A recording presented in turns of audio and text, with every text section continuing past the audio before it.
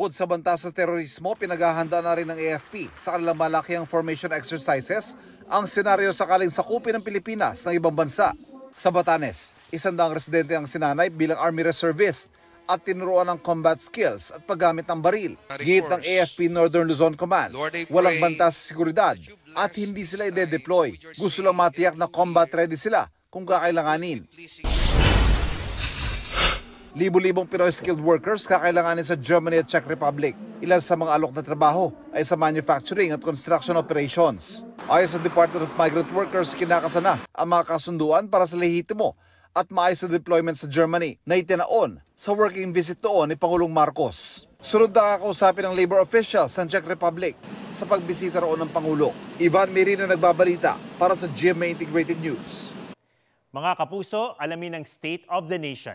Mag-subscribe sa GMA Integrated News sa YouTube.